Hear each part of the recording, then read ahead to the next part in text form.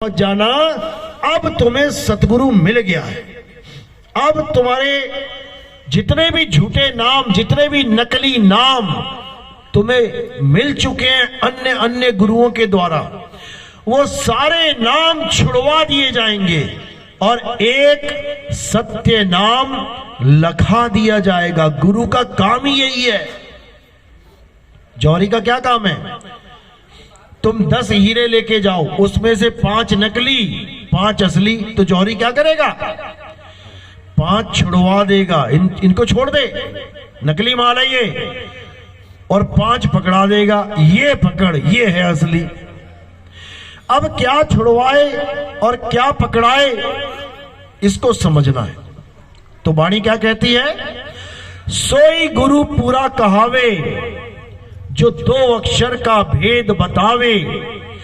एक छुड़ावे एक लखावे, तब प्राणी निज घर को जावे।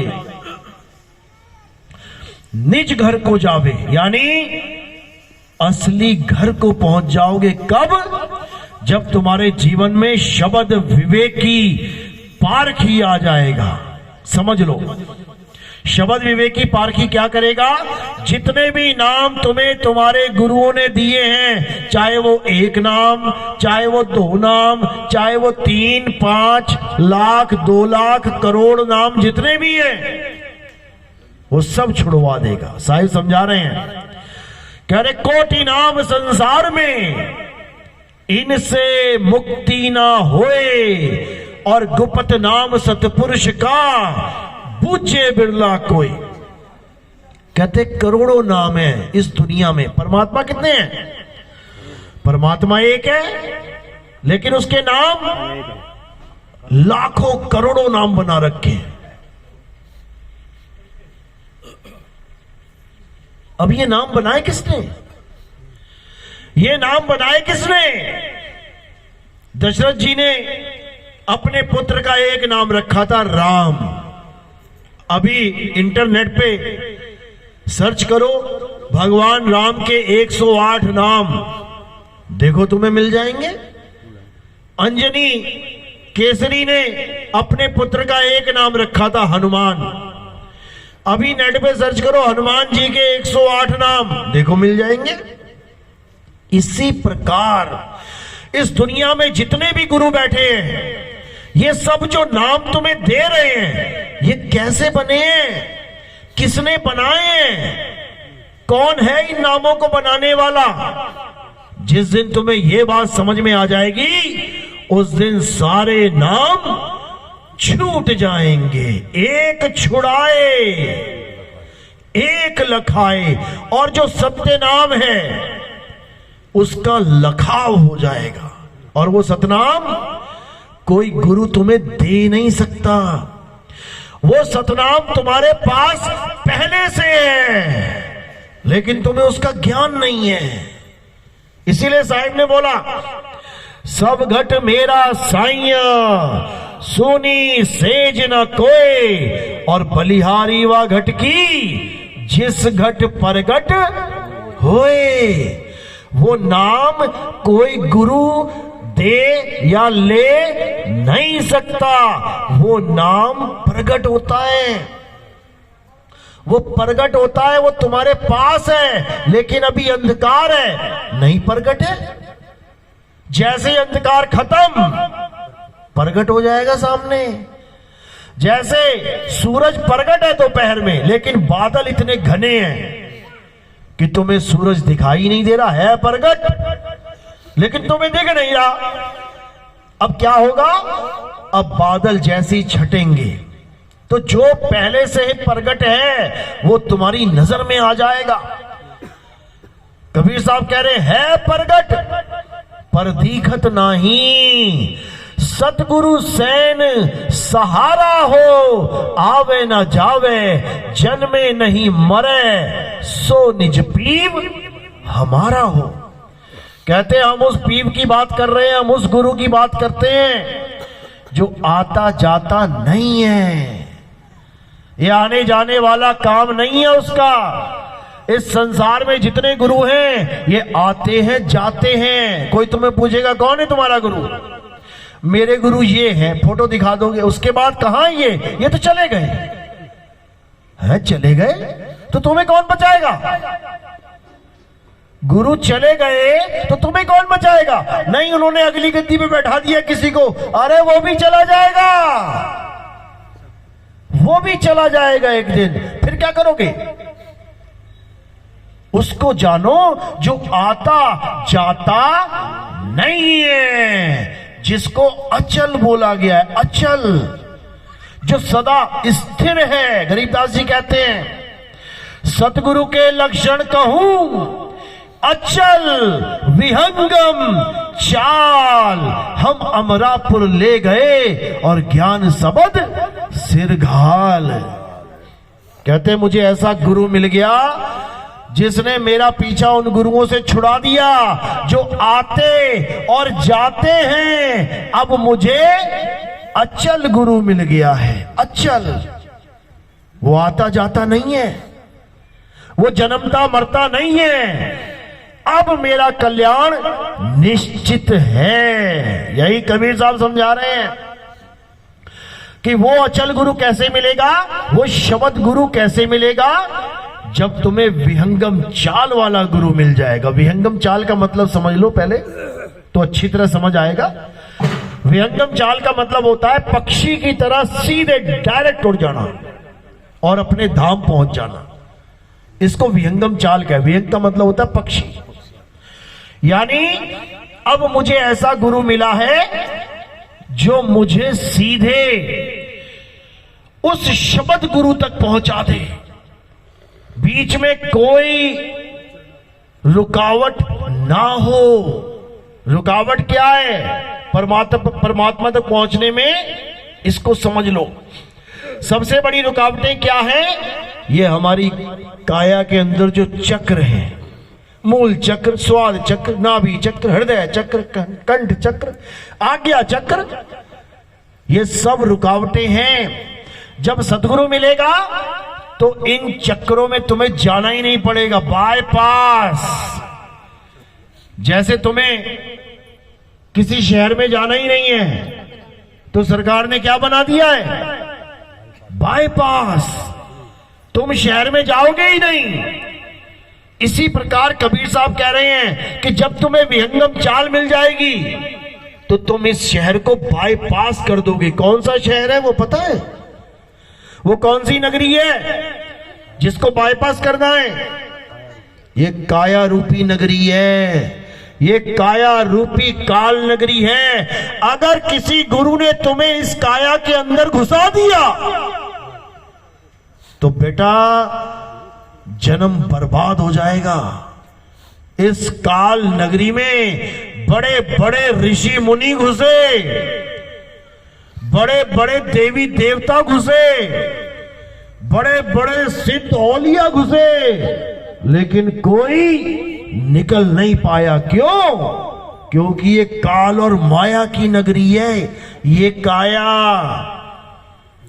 इस काया में अगर तुम्हें किसी गुरु ने अंतर्मुख कर दिया तो समझ लो कि तुम्हारा जन्म बर्बाद हो जाएगा, कोई बचाने वाला नहीं है तुम्हें। क्यों? क्योंकि इस काया के अंदर इतना प्रकाश, इतना नूर है, इतने लोक हैं, इतनी माया की वस्तुएं हैं कि तुम इसको लांघ नहीं सकते, नहीं लांघ सकते।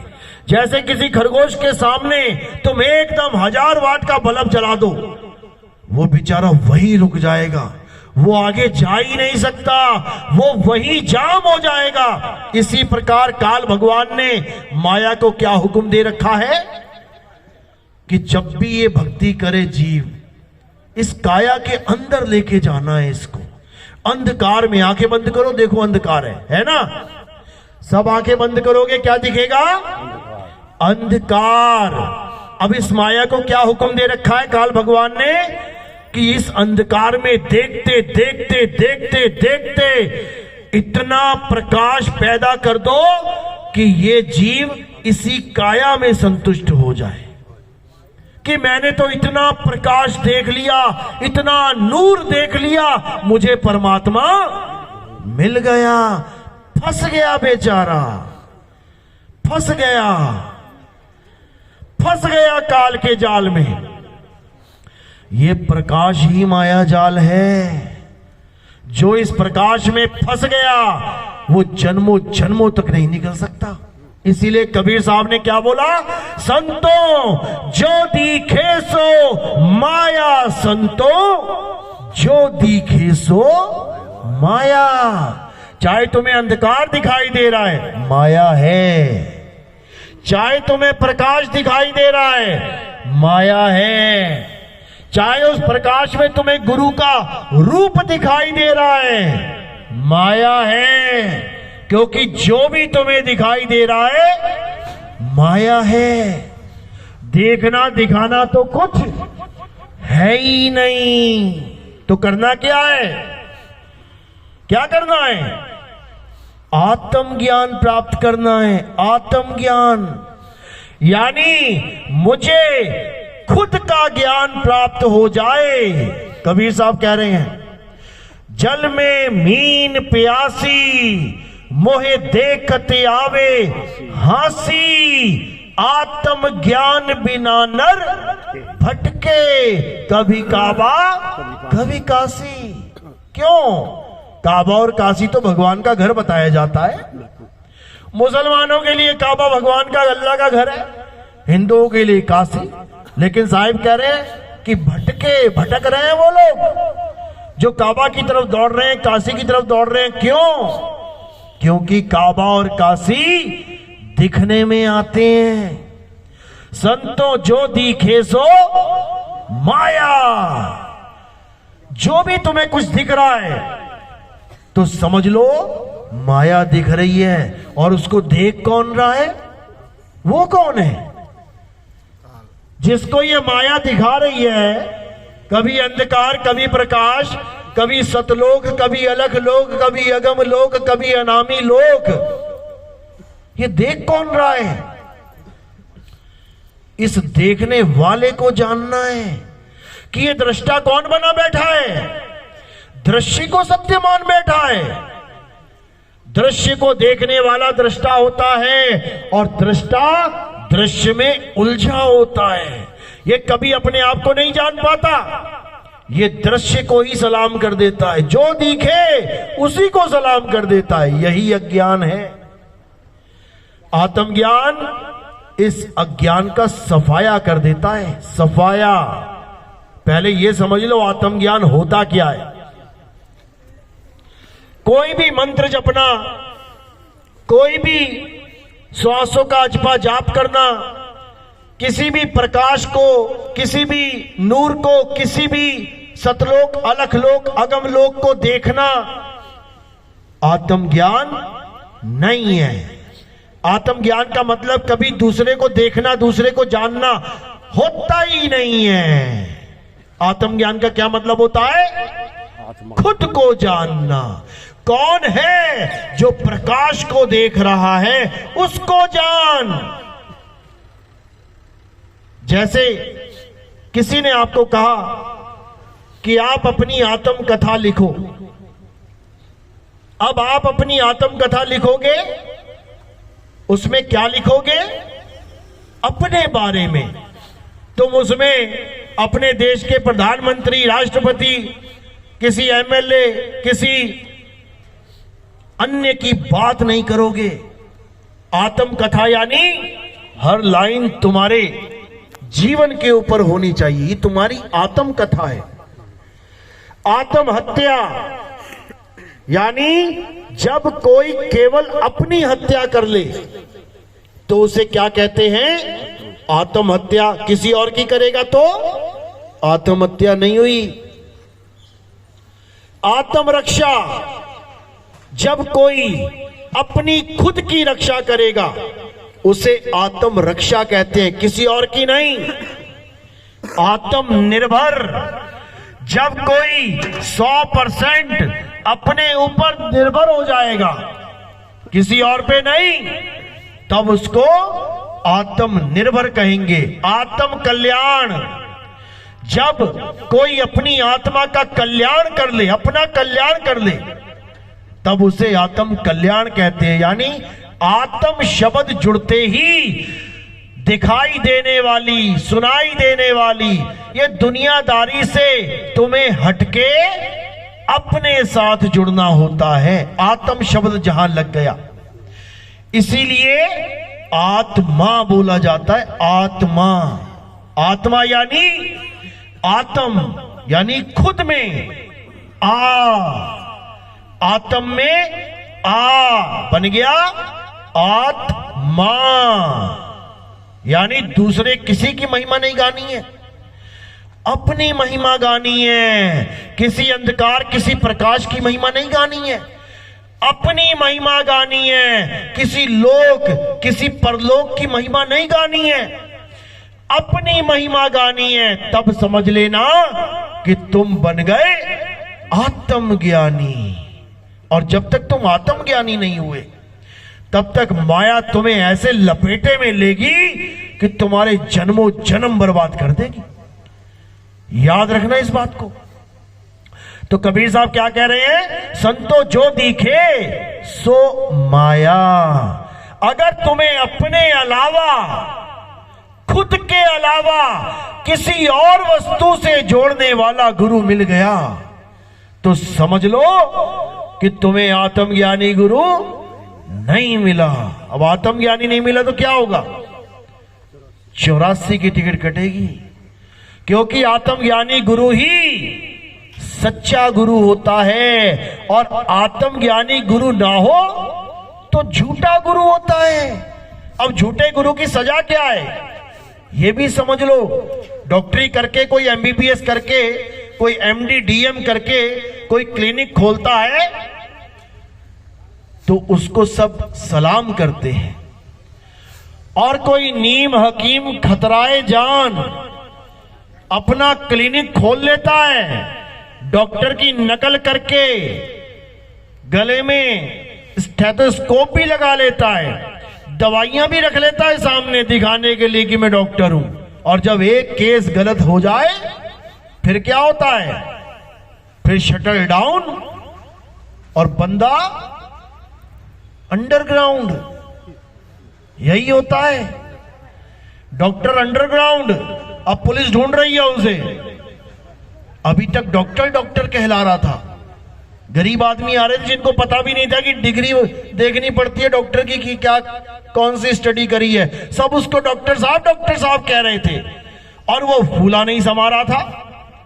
लेकिन एक केस गलत हो गया, किसी की मौत हो गई गलत इंजेक्शन लगने से, अब भागा भागा फिर रहा है। इसी प्रकार सच्चा गुरु यानी आत्मज्ञानी और झूठा गुरु यानी दुनिया का ज्ञानी, दुनिया की चीजों का ज्ञानी, आत्मा को छोड़ के हर चीज का ज्ञानी, वो झूठा गुरु होता है। उसके लिए साहिब ने क्या बोला?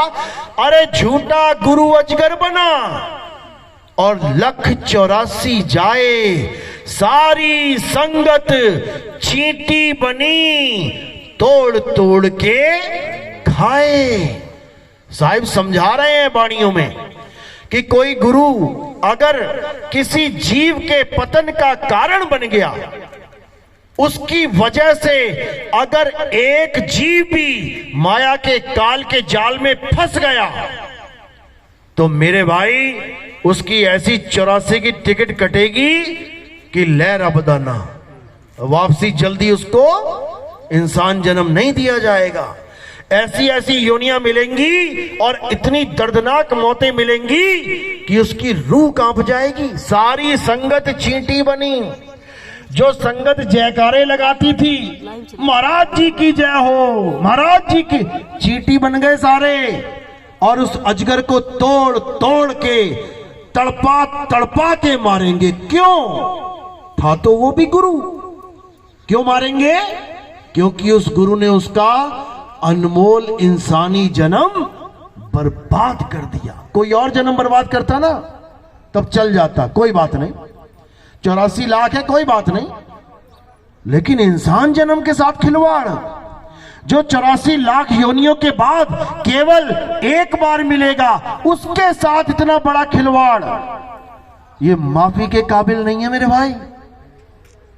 और परमात्मा के दरबार में तो बिल्कुल नहीं है, बिल्कुल भी नहीं। इसीलिए कबीर साहब ने बहुत अच्छे से समझाया, अरे पानी पियो छान के और गुरु करो जान के। ये उस समय बोला था साहिब ने, जब लोग पानी तालाब से कुएं से लेके आते थे तो पानी में छोटे छोटे छोटे जीव भी आ जाते थे। तो साहिब ने कहा छलनी लगाओ, वहां पे कपड़े से छान के लेके आओ, पानी पियो छान के और गुरु करो जान के। अब क्या वाणी बोल रही है? अब बिल्कुल उलट हो चुका है। क्यों? अब छना छनाया पानी आता है आपके घर में, आरओ लगे पड़े हैं, उसमें तुम कोई कपड़ा लगा दोगे तो कहो तुमने पानी खराब कर दिया। अब वो काम नहीं करना है। अब क्या करना है? अब गुरु करो छान के और पानी पियो जान के। किसी ने 10 दिन पुराना टैंक का पानी निकाल के गिलास में रख दिया और आरओ का पानी रख दिया और कहीं से उठा के पानी रख दिया, तुम पहचान नहीं पाओगे ये पानी कौन सा कहां का है। अब यहां तुम्हें जानना पड़ेगा, पूछो उससे भैया कहां का पानी है ये, तब पानी पीना। यानी पानी पियो जान के और गुरु करो छान के। छलनी लगा लो, छलनी लगानी पड़ेगी। छलनी कैसे लगानी है? यानी असार असार तो उड़ जाए और सार सार ग्रहण कर लो। तो साहिब समझा रहे हैं, सतगुरु ऐसा चाहिए जैसा सूप सुहाए और सार सार तो गही रहे, थोथा दे उड़ाए। अब सार सार तो गही रहे बोल तो दिया हमने, और थोथा दे उड़ाए ये भी बोल दिया हमने। लेकिन क्या हमें पता है कि सार कहते किसे हैं और थोथा कहते किसे हैं? सार होता क्या है, थोथा है क्या, ग्रहण किसे करना है और उड़ाना किसे है? जब ये सवाल हम गुरुओं से करते हैं तो जवाब नहीं आता उनको कि किसको थोथा कहूं, किसको सार कहूं। अब कबीर साहब क्या कह रहे हैं? साहिब समझा रहे हैं, सत्य नाम है सार, बूझो संत विवेक करी, उतरो भवजल पार, सतगुरु का उपदेश यही। कबीर साहब कह रहे हैं कि इस दुनिया में एक ही सार है और वो क्या है? सत्य नाम है सार। सत्य नाम ही सार है, लेकिन ये सतनाम है क्या? जब तक ये नहीं जानोगे तब तक कुछ होने वाला नहीं है। तो क्या है सतनाम, क्या है असतनाम, यानी क्या है सच्चा नाम, क्या है झूठा नाम, इसको जान लो। झूठा नाम क्या होता है? जितने भी नाम इंसानों के द्वारा बनाए गए हैं वो सब झूठे नाम हैं। कौन से नाम बनाए गए हैं? हिंदी के, पंजाबी के, उर्दू के, फारसी के, स्पेनिश, जापानीज, पुर्तगीज, जितने मर्जी देख लो। हर देश के आदमी ने अपनी अपनी भाषा में हजारों नाम बना रखे हैं, भगवानों के भी नाम बना रखे हैं। तो जो इंसानों ने बनाए हैं वो नकली नाम है, असत्य नाम है, असत्य नाम। अब अगर हम उस असत्य नाम को जपेंगे तो हमें असत्य ही प्राप्त होगा। याद रखो, हम असत्य नाम को, यानी हिंदी भाषा का, पंजाबी भाषा का, उर्दू भाषा का, अंग्रेजी का, किसी भी भाषा का नाम जपेंगे तो वो असत्य नाम है। क्यों? इंसानों ने बनाए। कैसे बनाए ये भी समझ लो। एक समय ऐसा था जब आदि मानव थे। आदि मानव पता है ना? हाथ खड़ा करो जरा जिसे पता है आदि मानव। 5वीं 6वीं में पढ़े हैं ना? सबने पढ़ा होगा आदि मानव।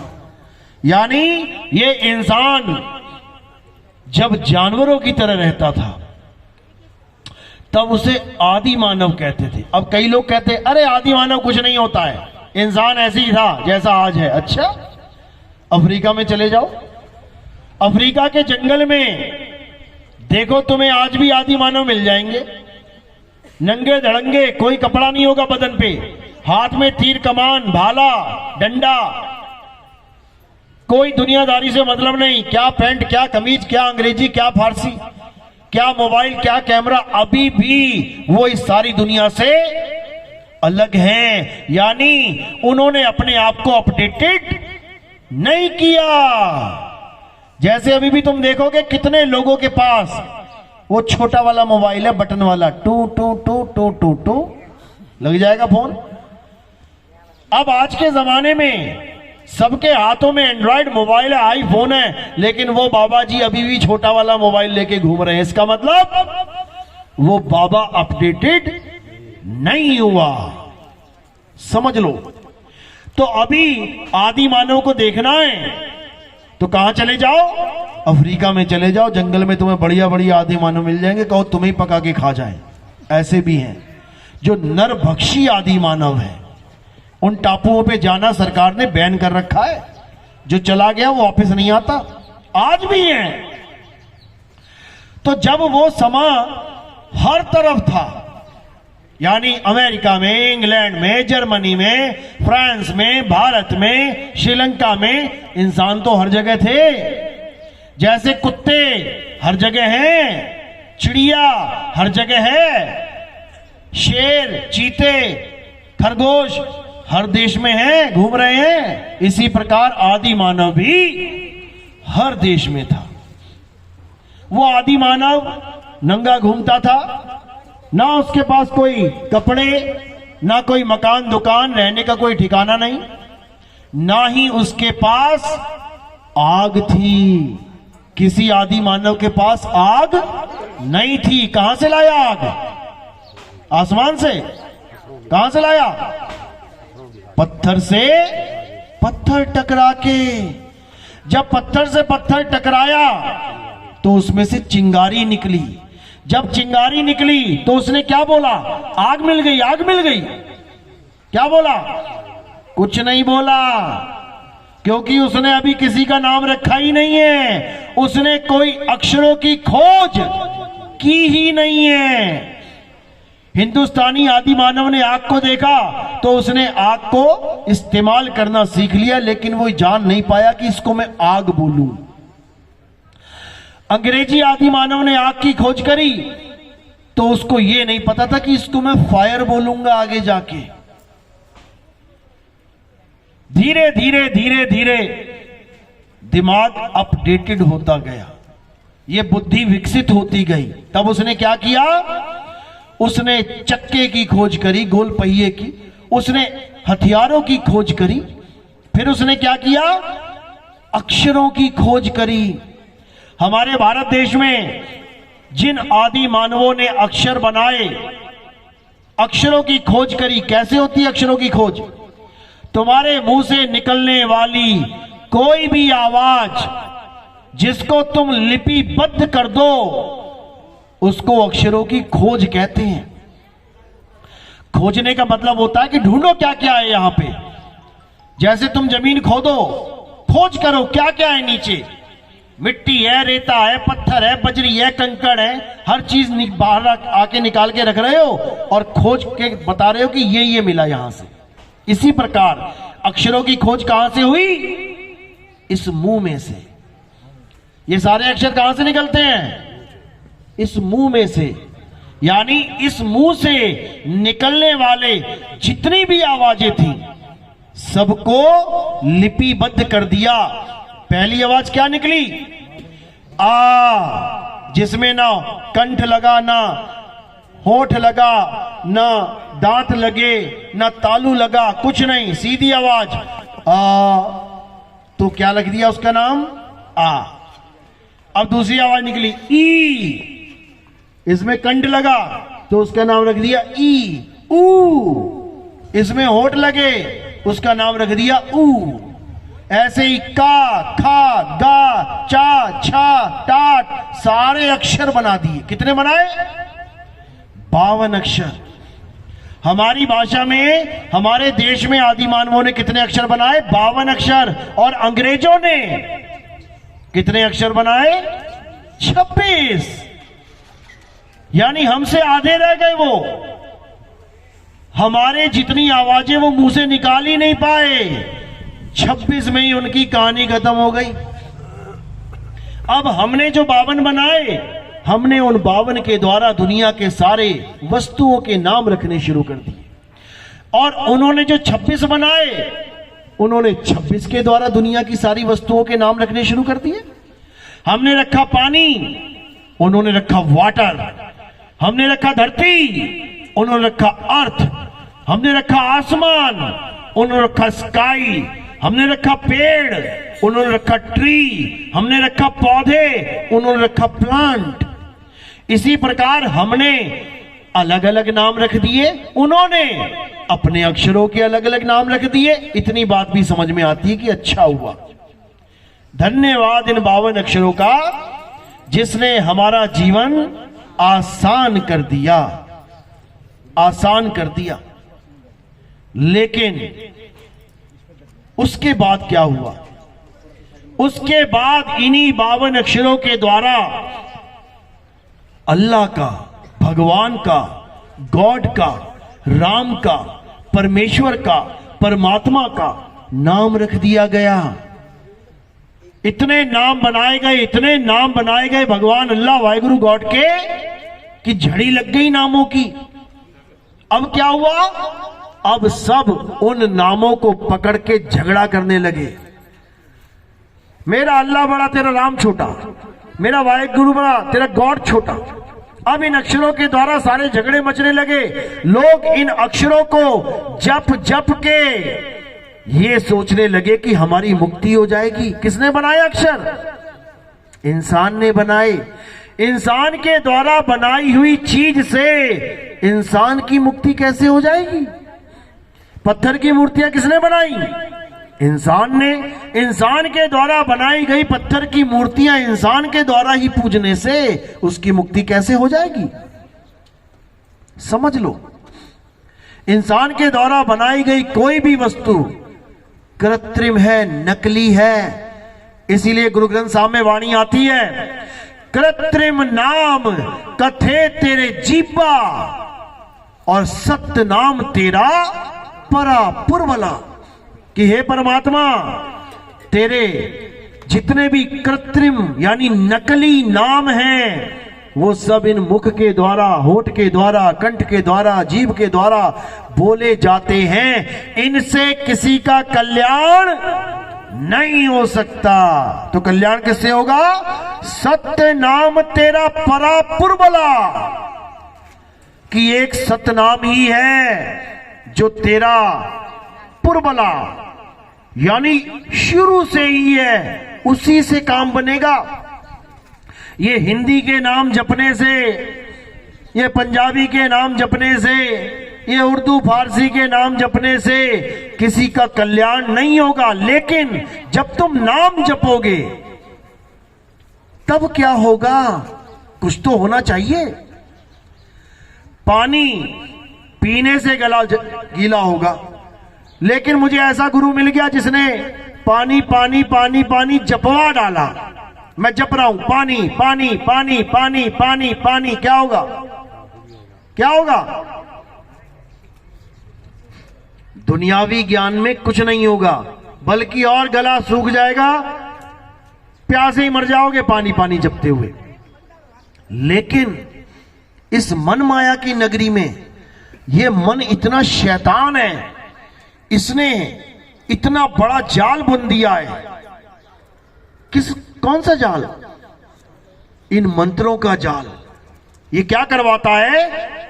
ये भगवानों के नाम जपवाता है। जपते जपते जपते जपते जपते, वैसे तो परमात्मा नहीं मिलने वाला, लेकिन ये अड़ंगा डाल देता है बीच में। क्या? ये माया को लाके खड़ा कर देता है बीच में। तो माया क्या करती है? तुम कोई भी नाम जपोगे गुरु के द्वारा दिया गया, माया क्या करेगी? प्रकाश ही प्रकाश कर देगी, अनंत प्रकाश कर देगी, ऐसी चांदनी ले आएगी, ऐसा चमकारा मारेगी कि तुम कहोगे मिल गया परमात्मा। बस यही है काल का जाल। जो इस काल के जाल को लांघ जाएगा वो इस जन्म मरण से मुक्त हो जाएगा। समझ लो। अब ये जो मंत्र जाप है इसको क्या कहते हैं? इसको जप कहते हैं, जप। तो जप करवाने वाला गुरु क्या कहलाता है? जपी। तप कराने वाला गुरु क्या कहलाता है? तपी। घर बार छुड़वा के जंगल में भेज देने वाला गुरु क्या कहलाता है? सन्यासी।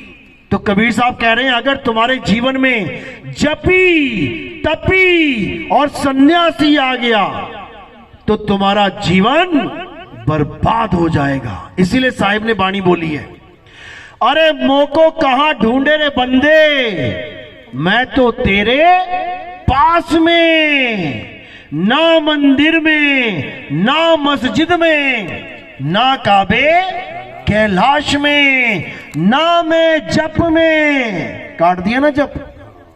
ये जितने भी बाबा लोग दुनिया में नाम जपवा रहे हैं, एक ही लाइन में सबका ज्ञान खत्म कर दिया साहिब ने। ना मैं जप में, ना मैं तप में, ना एकांत निवास में। ये जपी तपी सन्यासी का खेल खत्म।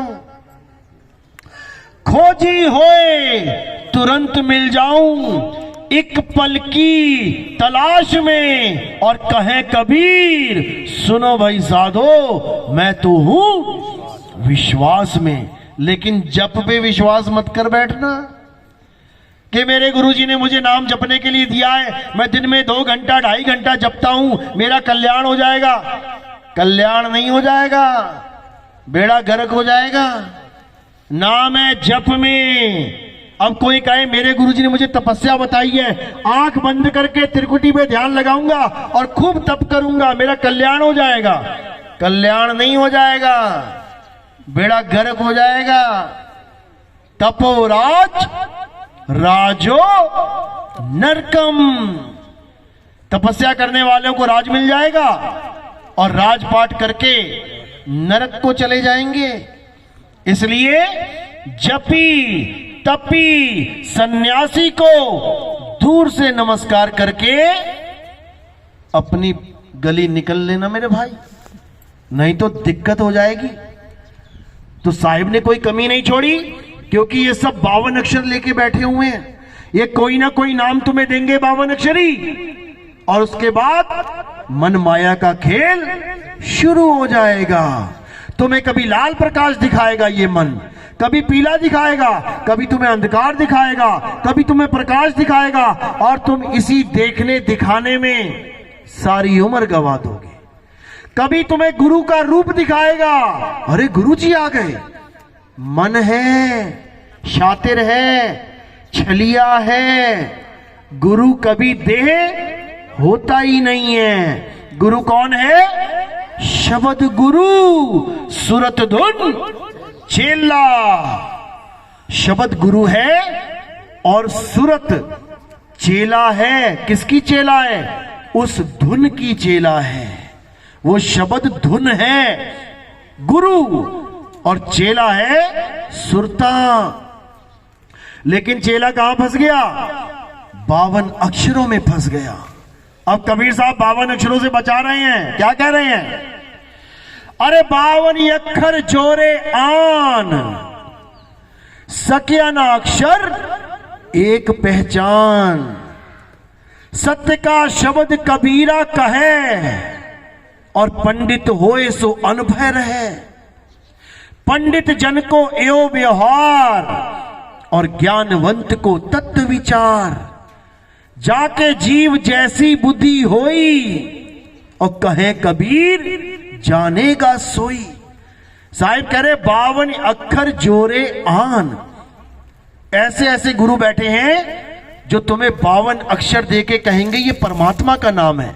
अब साहिब समझा रहे हैं 52 अक्षर जोरे आन। कैसे जोड़ता है ये इंसान, कैसे जोड़ते हैं ये गुरु? जैसे किसी ने नाम दिया राम, तो कैसे जोड़ा? इसी 52 अक्षर की वर्णमाला में से या, रा, ला, वा, इस लाइन में से रा उठा लिया। अब इसमें क्या जोड़ेंगे? पा, फा, बा, भा, मा, इस वाली लाइन में से मां उठा लेंगे। अब आ का डंडा जोड़ के क्या बना दिया? राम। अब बंदा कहेगा हां, नाम तो बहुत अच्छा दिया गुरुजी ने, लेकिन उसको नहीं पता ये नाम नहीं है, ये क्या है? 52 अक्षर है। तो कबीर साहब समझा रहे हैं 52 अक्षर जोरे आन। किसी ने राम बना दिया अक्षरों से, किसी ने ज्योति निरंजन ओंकार अरंकार सोहम सतनाम बना दिया, किसी ने सतपुरुष अकाल मूर्त शब्द स्वरूपी राम बना दिया, किसी ने ओम कलियम हरियम शरियम सोम सत्यम बना दिया, किसी ने ओम नमः शिवाय बना दिया, किसी ने वाहे गुरु बना दिया, किसी ने अल्लाहू बना दिया, किसी ने कुछ बना दिया, किसी ने कुछ बना दिया। बनाया कैसे? 52 अक्षरों को जोड़ तोड़ के, अक्षरों को जोड़ तोड़ के, स्वर और व्यंजन को जोड़ तोड़ के। तो साहिब क्या समझा रहे हैं? अरे स्वर व्यंजन का मेल नहीं है और 52 का वो खेल नहीं है। ये स्वर व्यंजन की कहानी नहीं है कि गुरुजी से नाम लेके बैठे हो अक्षरों वाला और सोच रहे हो मेरी मुक्ति हो जाएगी। 84 की तैयारी करो, 84 में जाने की तैयारी करो। 84 से कैसे बचेंगे? अरे बचना चाहो काल जाल से तो चीनो शब्द हमारा, और कहे कबीर अमर कर राखू जो निज होए हमारा। कहते हैं अगर काल जाल से बचना है तो इसकी झीनी माया को समझ लो। क्या है झीनी माया? ये सारे अक्षर झीनी माया है, दिखती नहीं है। देखो मेरी आवाज तुम्हारे कानों तक पहुंच रही है ना, लेकिन दिख रही है क्या? माया है, यही माया है। जब गुरु नाम देता है तो मुंह से माया निकालता है और चेले के कान में डाल देता है, और चेला समझता है मुझे तो नाम मिल गया। माया है, मायावी नाम है ये झीनी माया है उस काल भगवान की। इसीलिए साहिब ने कहा जो नर पड़े 52 के फेरा, सो नर जानो काल के चेरा। जब 52 का टूटे डोरा, सहजे छूटे काल झकोरा। जिस दिन तुम्हें ऐसा गुरु मिल गया जो तुम्हारे सारे नाम छुड़वा दे, हिंदू है तो राम राम छोड़ दे, मुसलमान है तो अल्लाह अल्लाह छोड़ दे, सिख है तो वाहिगुरु वाहिगुरु छोड़ दे, ईसाई है तो गॉड गॉड छोड़ दे, किसी गुरु से नाम लिया है तो वो नाम छोड़ दे। अगर तुम्हें ऐसा गुरु मिल गया जो तुम्हारे नाम छुड़वा दे, वही तुम्हें तुम्हारी आत्मा का ज्ञान करवा सकता है। क्यों? क्योंकि आत्मा लेने देने की चीज ही नहीं है। आत्मा तुम्हारे पास है लेकिन आत्मा का ज्ञान नहीं है।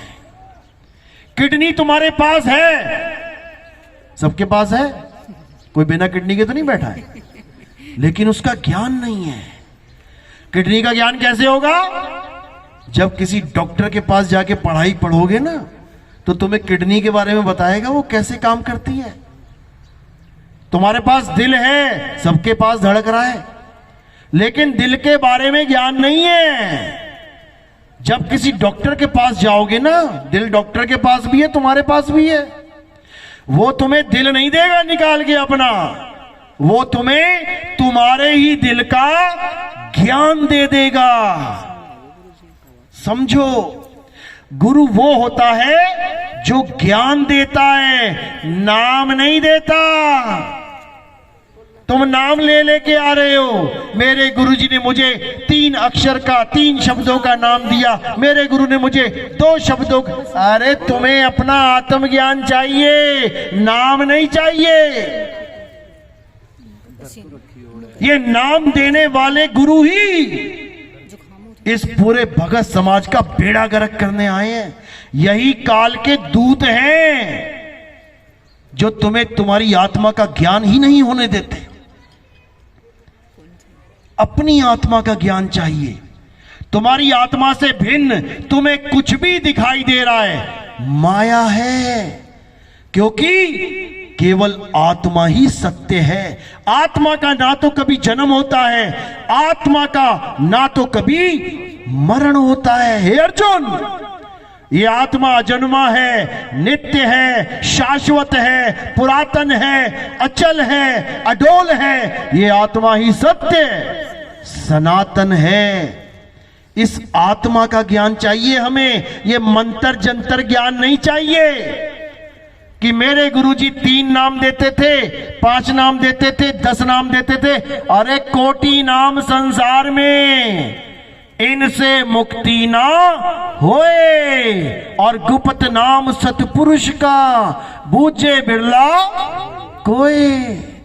वो सतपुरुष का गुप्त नाम जानो। क्या है वो गुप्त नाम? आत्म देव, देवों के देव, महादेव, आत्म देव। कबीर साहब आत्मा की बात करते हैं। अरे जब लग ना चीनोगे आत्म, तब लग ना मिली है परमात्म। आत्म चीने तो परमात्म चीने, और संत कहावे सोए, यह भेद काया से न्यारा, बूझे बिरला कोय। ये काया से न्यारा भेद है। इस काया नगरी में, इस काल की नगरी में तुम्हें जाना ही नहीं पड़ेगा। जिस नगरी में ब्रह्मा विष्णु महेश चले गए, जिस नगरी में बड़े बड़े सिद्ध साधक चले गए, जिस नगरी में ये जितने संत बैठे हैं, ये इंगला पिंगला सुषमना में जा रहे हैं, ये सब बर्बाद हो जाएंगे एक दिन। याद रखना। कबीर साहब कहते हैं, अरे इंगला बिन से पिंगला बिन से, और बिन से सुषमन नाड़ी, कहे कबीर सुनो रे गोरख, कहां लगई हो ताड़ी।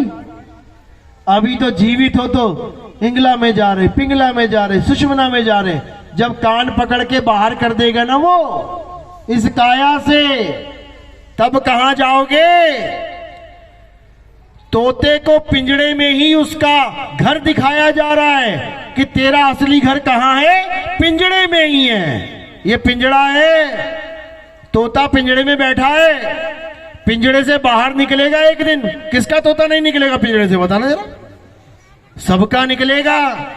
तो अगर तुम्हारा परमात्मा अंदर है और तोता भी अंदर है, दोनों का मेल अंदर ही हो गया, तो बाहर तो निकलना ही नहीं चाहिए किसी को। पिंजड़े से बाहर निकल के कहां जाएगा? सारी उम्र पिंजड़े में खोजता रहा और अंत में कान पकड़ के बाहर कर दिया, तो मेल कैसे हुआ? ये तो बिछोड़ा हो गया, ये तो बिछोड़ा हो गया। असल में परमात्मा पिंजड़े में नहीं है, नहीं है। इसीलिए बाबा नानक ने क्या बोला? सत नाम। पहले बोला एक को, यानी वो एक ही है। वो 2 नाम, 3 नाम, 5 नाम, 7 नाम नहीं है। और वो एक नाम भी 52 अक्षरी नाम नहीं है कि इंसान ने बनाया है। एको सतनाम, कर्ता पुरुष। वो सतनाम कोई मंत्र नहीं है कि तुम उसको जपो, सतनाम सतनाम सतनाम। अरे वो कर्ता पुरुष है, वो सतनाम आत्म देव है। एको सतनाम कर्ता पुरुष, निरपहो निर्वैर। वो किसी से भय नहीं खाता, वो किसी को मारता नहीं है। निरपहो निर्वैर, अकाल मूरत, यानी काल भी उसका कुछ नहीं बिगाड़ सकता। वो ऐसा गुरु है। और बाकी जितने भी गुरु हैं तुम्हें आज बैठे हुए दिखाई दे रहे हैं, थोड़े सालों के बाद लेटे हुए दिखाई देंगे। क्या हुआ? गुरुजी चल बसे। अब उठाओ 4 बंदे कंधे पे, कौन मर गया? गुरुजी मर गए। क्या करने जा रहे हो? गुरुजी को जलाने जा रहे हैं। अरे वो अकाल मूरत है। जो असली गुरु है वो अकाल, यानी उसका काल कभी हो ही नहीं सकता। वो ऐसा गुरु है। अकाल मूरत अजूनी। अजूनी का क्या मतलब होता है? जो कभी किसी जून में नहीं आता। ये क्या है? क्या है ये? ये जून है, ये जून है। जून में वो अकाल मूर्त कभी आता ही नहीं है। तो जून में कौन आता है? जीव। जीव आता है जून में। ये पिंजड़े में जीव फंसा पड़ा है। इतना समझा दिया कबीर साहब ने। अरे 10 द्वारे का पिंजड़ा, तामे बोले पौन, और रहीवे को अचरज है, उड़े सो अचरज कौन। क्या परमात्मा पिंजड़े में रहता है? पिंजड़े में रहता है। अरे 5, 25, 3 का पिंजड़ा, वहां में तुमको राखे हो, तुमको बिसर गई सुध घर की। वो तोता अपना घर भूल गया जो पिंजड़े से बाहर है, और पिंजड़े में ही परमात्मा को ढूंढ रहा है। और माया क्या कर रही है? उसको प्रकाश ही प्रकाश दिखा रही है। और तोता कह रहा है मिल गया परमात्मा। भूल जाओ, मिल जाएगा परमात्मा, भूल जाओ। ये माया का खेल है। कबीर साहब का शब्द पढ़ो, कर नैनो दीदार महल में प्यारा है। इसमें देखो पूरी काया का पूरा नक्शा, पूरा भेद खोल रखा है। कैसे कैसे इस माया ने इस काया के अंदर बड़े बड़े लोक बना रखे हैं। इस काया के अंदर बड़े बड़े भंडार भर रखे हैं। बड़े बड़े प्रकाश के अनंत सागर बना रखे हैं। समझ लो, लास्ट की 6 लाइन पढ़ लेना, समझ में आ जाएगा। कहते काया भेद किया निर्वारा, कि जो ये सारे योगी साधु जपी तपी सन्यासी ये काया में घुस घुस के, इंगला पिंगला में घुस घुस के, ये जो माया का खेल देख के ग्रंथ भर भर के चले गए हैं। मैं बताता हूं ये क्या है। काया भेद किया निर्वारा, ये सब रचना पिंड मंझारा। अरे माया अविगति जाल पसारा, सो कारीगर भारा है। ये बड़ी भारी कारीगर है भाई। इस माया ने ऐसा जाल बुन रखा है हर काया में, हर शरीर के अंदर। इसने इस खोपड़ी के अंदर इतना प्रकाश बना रखा है कि उसको तुम लांग ही नहीं सकते। अरे आदि माया कीनी चतुराई, झूठी बाजी पिंड दिखाई, अवगति रचना रची अंड माही, ताका प्रतिबिंब डाला है। फंसा दिया सबको। अब बचने का क्या रास्ता है? बाईपास। बाईपास। जिस शहर में तुमने नहीं घुसना उसको पार कैसे करेंगे? बाईपास। मैं बाईपास से आया था, अभी घुसा ही नहीं, बीच में कितने शहर निकल गए। बस ऐसे ही विहंगम चाल को बाईपास कहते हैं। अब आखिरी 2 लाइनों में कबीर साहब समझा रहे हैं कि इस माया की नगरी को लांघना कैसे है। इंगला पिंगला में घुस के नहीं लांघ पाओगे। बड़े बड़े आए, बड़े बड़े रह गए धुरंधर। समझ लेना। अब लांघना कैसे है? शब्द विहंगम चाल हमारी, कहे कबीर सतगुरुदई तारी।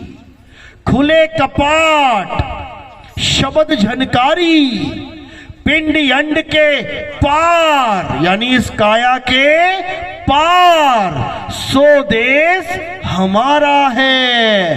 कर नैनो दीदार महल में प्यारा है। ये समझा रहे हैं साहिब। यानी इस काया के अंदर घुसने की गलती कभी मत करना, मत कर देना। क्योंकि जो पिंडे सो ब्रह्मंडे, जिन खोजा तिन पाया।